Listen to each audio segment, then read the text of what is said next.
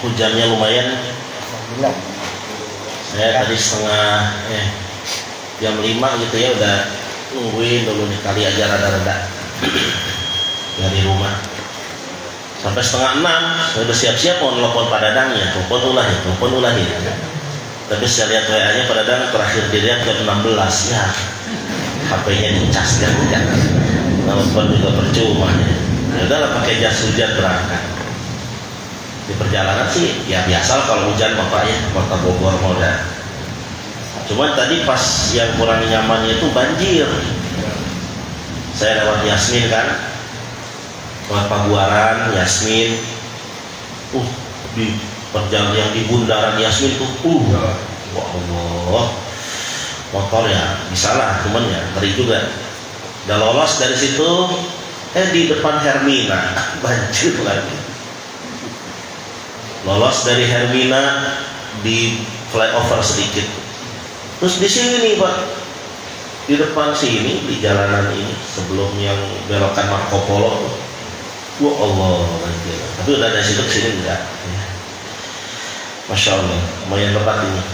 Ya, padahal masih Agustus ya, harusnya masih musim panas. Nanti kalau sudah September mungkin ya kita malu. Tapi ya inilah kita nikmati, kita syukuri hujan ini. Doanya selalu Allahumma shayyiban nafi'an ya. Baik hadirin rahimakumullah, kita lanjutkan kajian kita Mukhtarul Ahadits, yaitu hadis nomor 325 barangkali.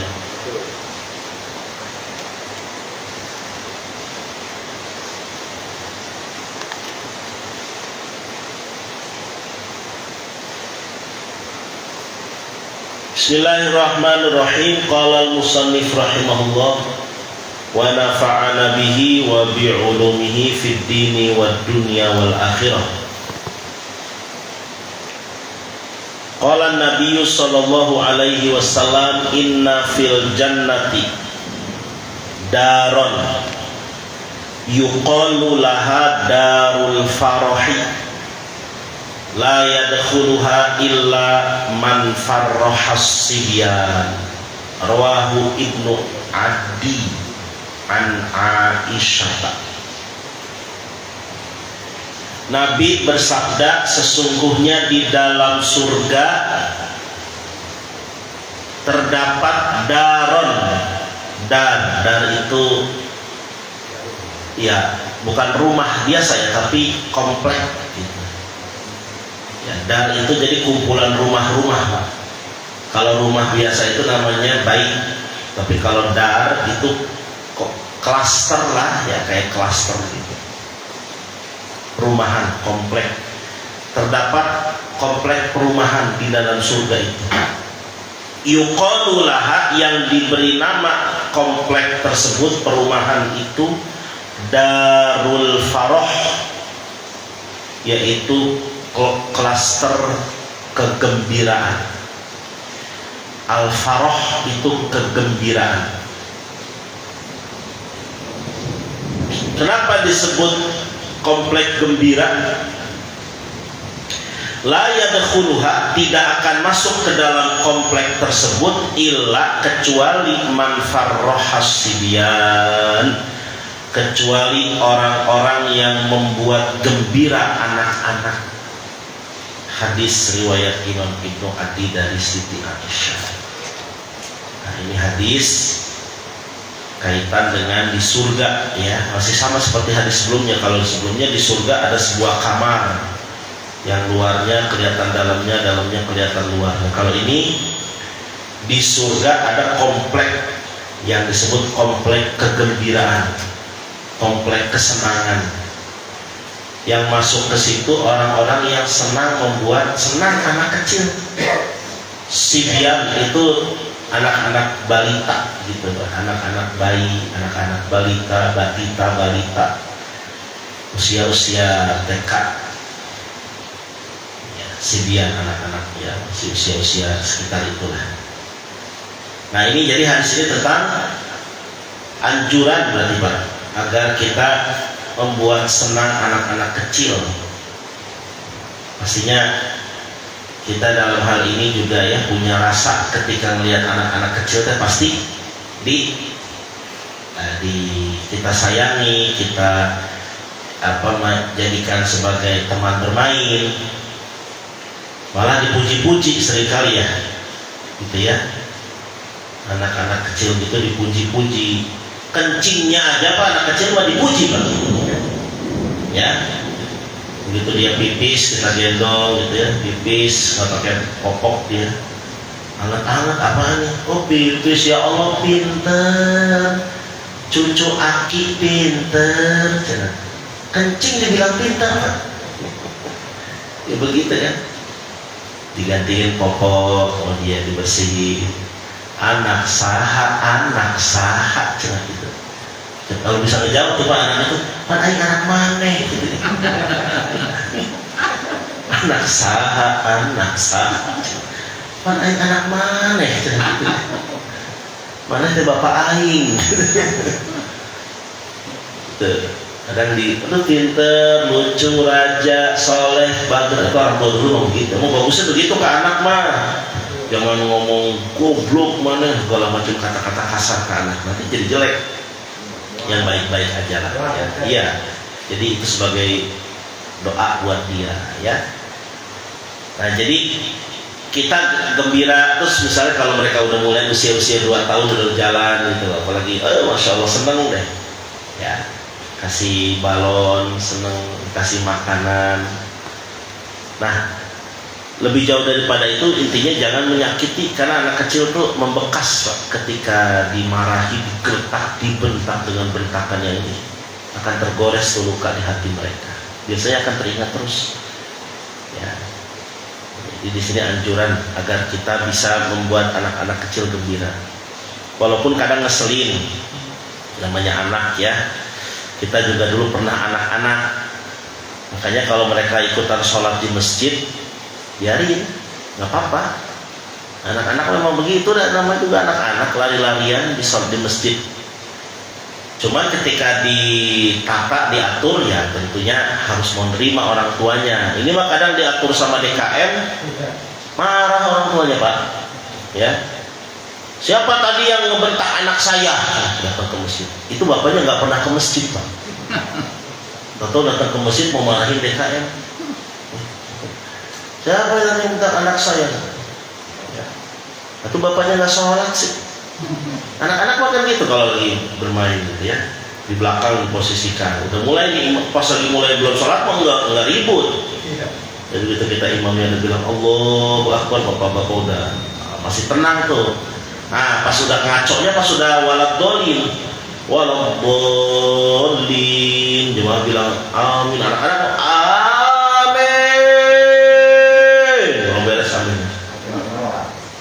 mulai kan senggol kanan, senggol kiri,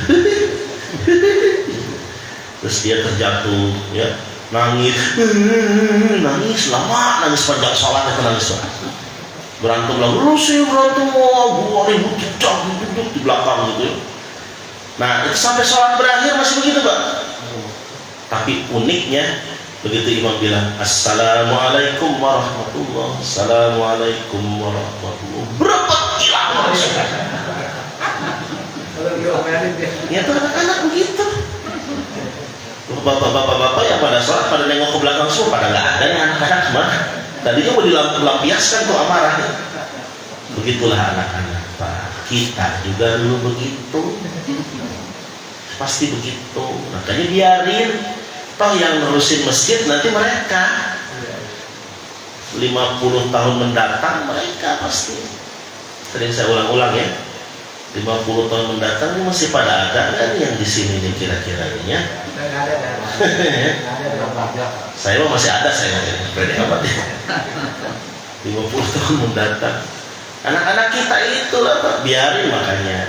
Cuman orang tuanya kalau memang dia nggak ke masjid, ya jangan tersinggung kalau ditegur anaknya, ditata. Nah DKM jangan ngusir, merbot DKM atau siapapun, pergi kamu di luar sholat, main saja. Biarin. di belakang aja ya, ribut-ribut kita mau bagaimana ya. Tapi tadi pastikan orang tuanya kalau bisa diimbau, Pak, Bapak kalau mau anaknya ke masjid, bapaknya juga ke masjid atau kalau ada bapaknya di samping bapaknya diam, Pak. Pembiasaan itu penting ya. Ya, intinya di sini anak-anak tuh jangan dimarahi berlebihan, sekedar ditegur dengan cara yang baik ya. Mengemosi itu pasti. Itu di masjid, belum di tempat-tempat layanan guru apalagi ya, di sekolah. Tantangan, Pak. Ya, kalau dalam kata-kata motivasi itu dibilang rekreasi buat guru itu adalah mengajar. Emang terasa, Pak, saya kan di sekolah ngajar itu nikmat gitu kayaknya ke anak-anak. Jadi karena kalimatnya itu rekreasi buat guru mengajar, makanya nggak boleh jalan-jalan guru, Pak, sama Pak Gubernur gitu. Nggak boleh jalan-jalan, itu study tour dilarang, apa dilarangnya. Ya, masih ada hiburan, Pak, ngajar anak-anak tuh. Dan harapannya adalah ya kalaupun saya nggak bisa memintarkan mereka, tapi paling tidak nanti kalau di akhirat mereka ada yang nuntun, salah satu dari mereka nuntun ke surga, itu aja harapan. Makanya ngajar dibawa enjoy ke anak-anak. Kesel Pak, marah tapi nggak sampai berlebihan, bikin hiburan aja ya. Nah inilah ya mudah-mudahan ya Darul Farah ini menjadi tempat salah satu pintu gerbangnya nih ya, salah satu komplek. Pastinya kalau kita nih ya, kalau ke anak kita masih kecil terus bapak-bapak yang udah ngalamin punya cucu pasti seneng banget sama cucu tuh ya. Siapa sih yang nggak seneng, rindu gitu sama cucunya.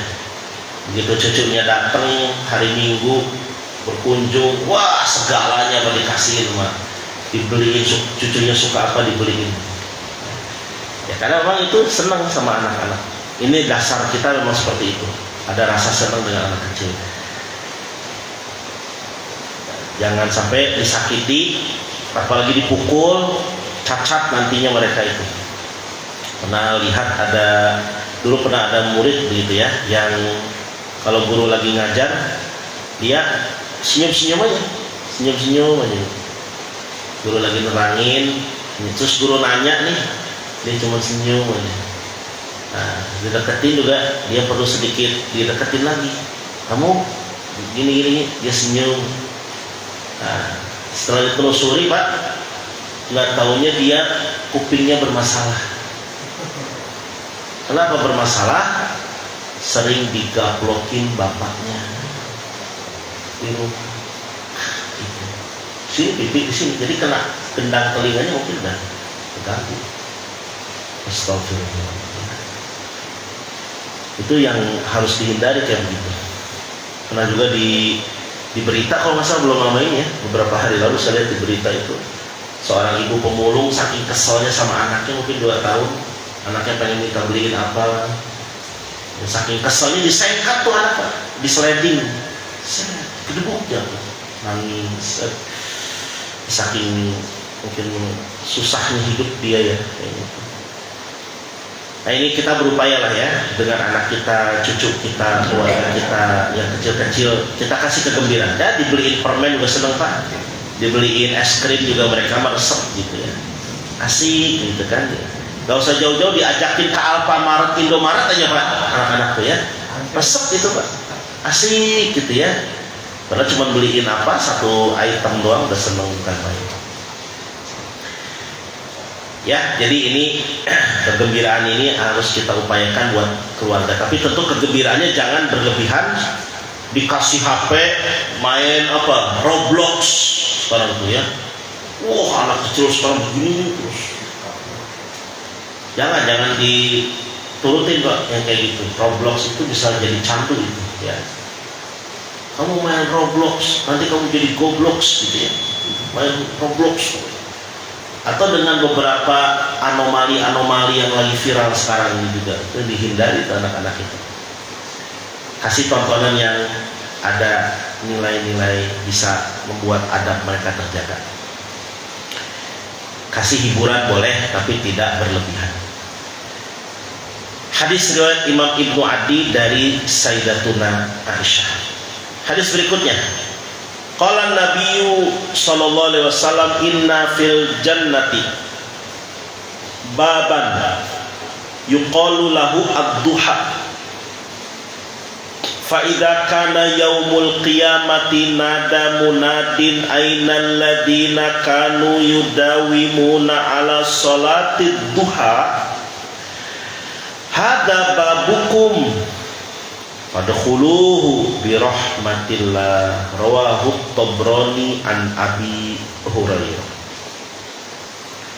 Kata Nabi, Pak, sesungguhnya di dalam surga, masih sama nih, di surga terdapat sebuah baban pintu yuqalu lahu ad-duha, yang mana pintu itu disebut pintu duha. Pintu duha, ya. Fa idza kana yaumul qiyamah, maka apabila tiba hari kiamat, nada munadin, akan ada suara yang berseru, akan ada penyeru yang berseru. Ainal ladina kanu yudawimuna ala salatid duha, mana orang-orang yang dulu rutin atau mendawamkan, merutinkan atas pelaksanaan sholat duha. Dipanggil, mana orang-orang yang merutinkan, mendawamkan sholat duha. Hada babukum, ini pintu kalian, fadkhuluhu birahmatillah, maka masuklah kalian ke dalam pintu itu dengan kasih sayang Allah, dengan rahmat Allah. Hadis riwayat Imam Tabrani dari Abu Hurairah. Jadi hadis ini tentang apa? Di surga ini ada pintu duha yang dimasuki hanya bagi orang-orang yang rajin dawam apa? Sholat duha. Ustaz, itu pintu duha doang, emang nggak ada pintu lain? Ada pintu lain, Pak. Pintu-pintu lain. Pintu tahajud ada nggak? Ada. Pintu puasa ada. Iya, ar-royan itu pintu puasa. Ada pintu zakat sedekah. Ada pintu apa? Ada pintu-pintunya. Ya, masuknya sama, masuknya nanti ke dalam surga, cuman pintunya itu dari jalur yang berbeda. Penyambutannya berbeda lah. Gitu, masuk di pintu duha, ya dia berarti khusus buat yang rajin duha. Ini makanya sholat duha kalau bisa sih jangan ditinggal. Kalau bisa ya. Lebih berat mana? Sholat tahajud dengan sholat duha. Ternyata lebih berat duha, Pak. Duha lebih berat. Kalau tahajud kan kita belum ngapa-ngapain, kerjaan belum mulai, terus nggak terlalu malam juga masih bisa kok. Tahajud itu jam 4:30, ya. Sekarang azan subuh kan jam berapa? Jam 4:45 ya. 4:45. Istilahnya Bapak mulai sholat tahajud jam 4:30, pas 15 menit ke depan keburu 2 rakaat tahajud, 4 rakaat malah, 2 rakaat salam, 2 rakaat salam, witir 3, keburu, leluasa, sangat leluasa. Dengan estimasi 5 menit, doa sebentar, azan, udah dapat, gitu kan? Tapi kalau duha, kita udah berangkat kerja, ya, gitu. Udah di kantor, apalagi hari Senin, apel pagi misalnya, atau mungkin sudah mulai aktivitas. Nah, paling di jam istirahat, kalau ada istirahat, kalau nggak ada ya nggak. Karena istirahat langsung siang tutup. Nanti jam berapa? Jam 12, jam 1 sampai jam 1. Udah habis duha. Nah, itu berat. Nah, kalaupun nggak bisa, paling tidak salah satu anggota keluarga kita yang sholat duha, ya, suaminya berangkat kerja atau istrinya yang duha di rumah, ya. Makanya istri itu kan 5 huruf itu, ISTRI, ya. Nah, I-nya itu adalah ibadah, Pak. Gitu ya. I-nya ibadah itu. STRI-nya apa Ustaz? Oh, mau dibahas ayeuna tuh. Nanti kalau bapak-bapak ada yang mau hajatan, nikahan, saya diundang pembekalan pengantin, saya bocorin nanti saya sampaikan. Kalau sekarang habis satu materinya. Kalau bapak-bapak punya anak nanti nih mau nih. Terus suami juga kan SUAMI ada 5 juga tuh. Apa? Itu nanti. Kalau di Ustaz kata Pak Dadang, ini ada bapak ini pengen pembekalan anaknya menikah gini-gini. Ah, boleh tuh nanti saya sampai sekarang mau habis satu materinya kan. Saya ceramah apa nanti kalau disuruh gitu ya. Tapi I-nya ya Pak Liga, perempuan Pak. I-nya itu ibadah. Suami berangkat kerja, istri sholat duha. Ini mah suami berangkat kerja, istri mau motoran, arisan, ya sosialita. Duha dulu, boleh lah kalau mau gitu-gitu arisan, boleh aja silakan. Apa namanya kalau ibu-ibu posyandu kader ya. Sok aja mau begitu-gituan ya, tapi duha dulu, anterin dulu suaminya sampai pintu, bilangin nih Pak, ya, gitu, anterin sampai pintu. Ustaz, tapi ngomongnya suka susah Ustaz, pada rekaman kayak nanti bisa, tuh mah dengekeun tuh, cek Ustaz kecil, anterin, suami mah, ya Pak. Papa jalan dulu ya. Oh iya, itu istri yang solehah, tinggalin semua yang lagi dipegang, lagi nyuci, lagi ngegoreng, matiin dulu kompornya, lagi ke depan gitu ya, sambil ngangkat dasternya gitu yang lari. Ini apa? Mau jalan? Ya, udah beres semua, udah. Nggak ada yang tinggalan? Nggak. HP udah. Ini duit udah, jajan ya udah. Mama belum dicium. Nah, itu yang bagus kayak gitu Pak. Tapi itu awal bulan Pak.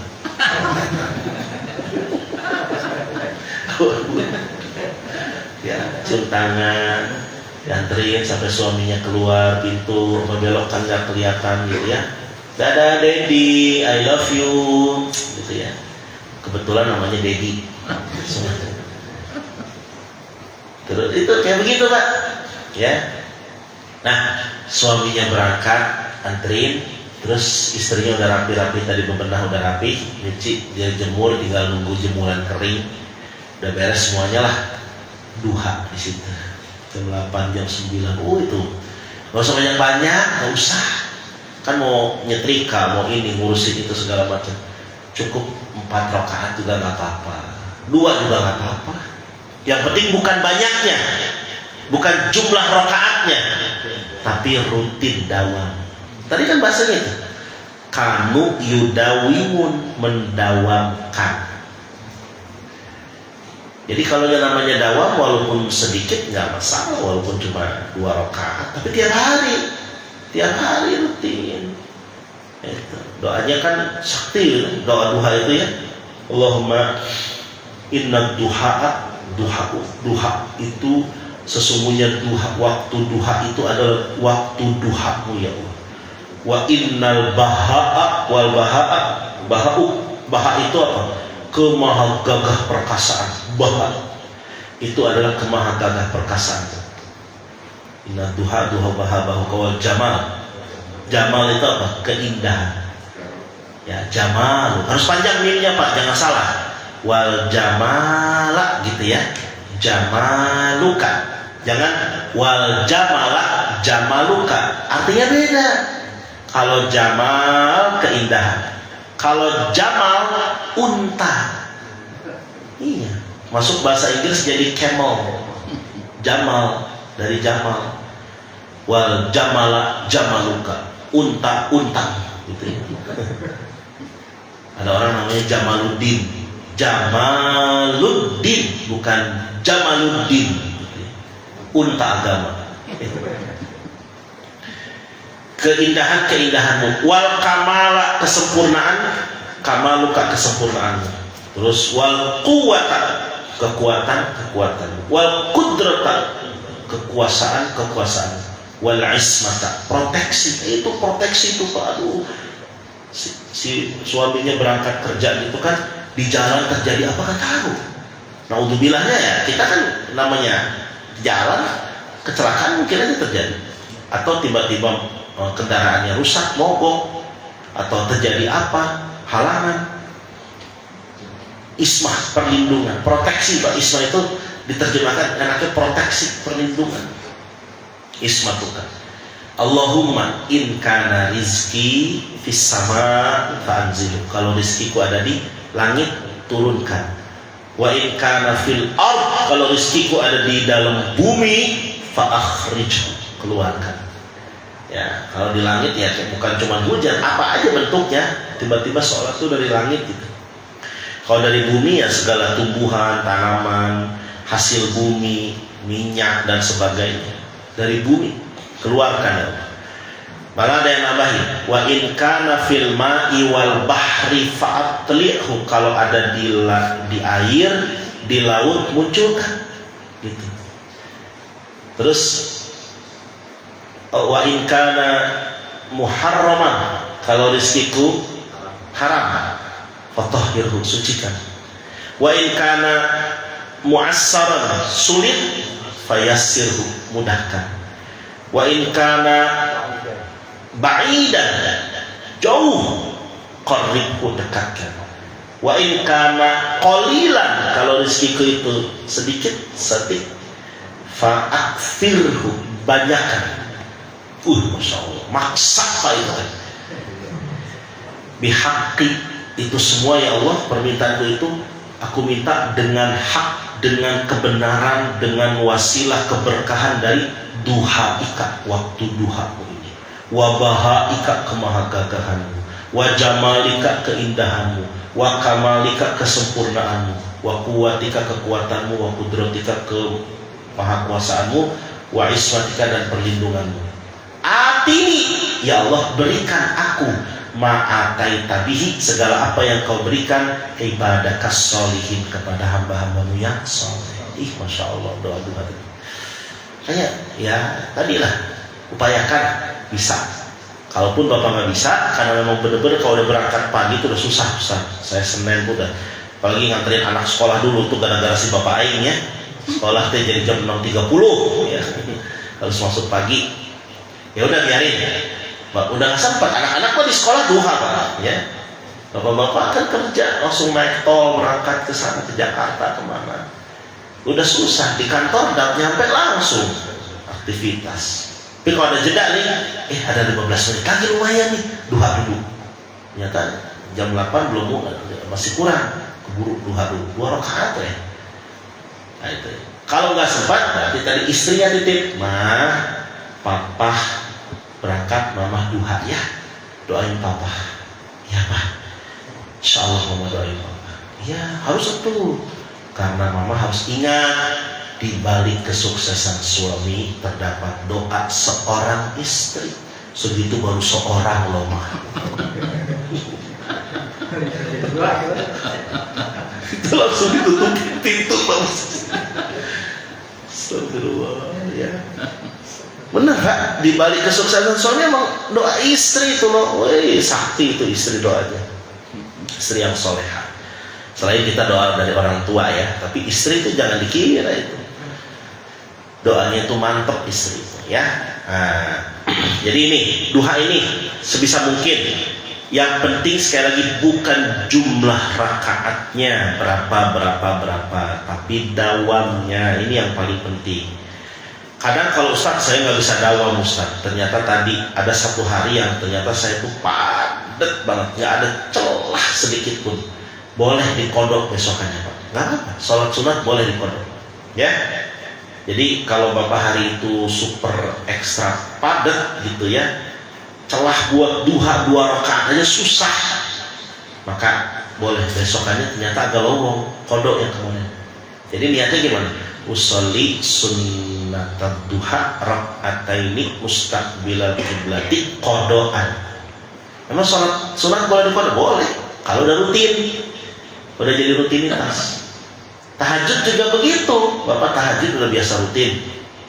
Terus malam itu karena kecapean ya, bangun pas adzan subuh kan nggak keburu dah tahajud kayak. Ya udah berarti besok lebih awal bangunnya dan kodok. Jadi tambahannya 2 rakaat lagi, 4 rakaat lagi. Biasanya Bapak berapa misalnya tahajud? Biasanya 4. Ya berarti besokannya setelah 4 yang kita hari itu ditambah 4 yang kemarin ketinggalan. Ustaz, itu saya 4 harian, nah berarti cicil aja. 4 harian lumayan kan ya, nggak usah buru-buru hari itu kan memang sunnah, tapi kita ada sebagai bentuk komitmen. Ya Allah, saya pengen dakwah, tapi karena memang keterbatasan fisik, capek kemarin, benar-benar capek karena pulang dari Bandung misalnya, itu jam 1 baru nyampe rumah. Ya Allah, udah gak kuat deh, bangunnya pas subuh udah habis gitu ya. Jadi ya udah kodo aja besokannya, gak apa-apa Pak, yang penting ada komitmen, ada niat kenceng bagi kita. Nah, pintu duha ini akan dimasuki oleh mereka yang rajin mendawamkan sholat duha. Fadilahnya besar Pak ya, duha ini, yaitu rizki digadang-gadang itu nantinya akan mendapatkan rizki, kemudahan rizki. Tapi jangan nuntut kalau belum ada, ya. Jangan ngomong saya sudah rajin duha kok belum datang juga, nggak boleh. Mungkin rizkinya dalam bentuk lain. Jadi rizki kita jangan selalu pikirannya, wah harus rupiah melulu, harus muncul itu yang namanya obat merah cap 2 bapak itu harus selalu ada. Karena bukan itu Pak yang namanya rizki itu. Ternyata anaknya pinternya soleh lagi. Soleh, pintar, terus dia lulus SMA, diterima beasiswa, ya kuliahnya di sekolah yang perguruan tinggi yang bonafit, beasiswa full, masya Allah, alhamdulillah, dapat uang saku lagi, alhamdulillah, bisa jadi ke situ,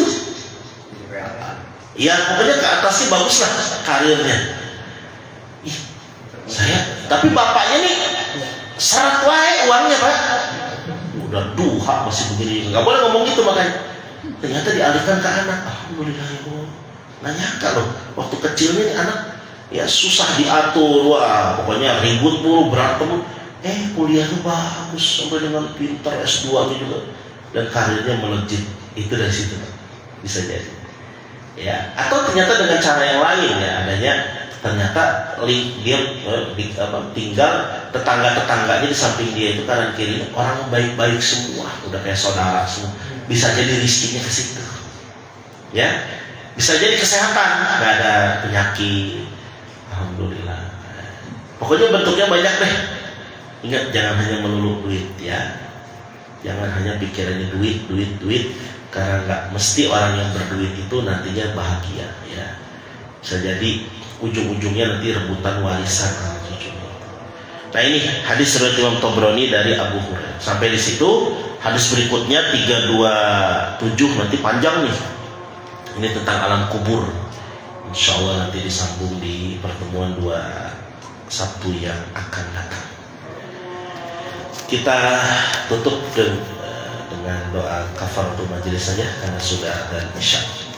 Ala hadiniyah khususan kita tutup saja dengan doa penutup majelis. Subhanaka Allahumma wa bihamdika asyhadu an la ilaha illa anta astaghfiruka wa atubu ilaik, wallahul muwaffiq ila aqwamit thariq. Assalamualaikum warahmatullahi wabarakatuh.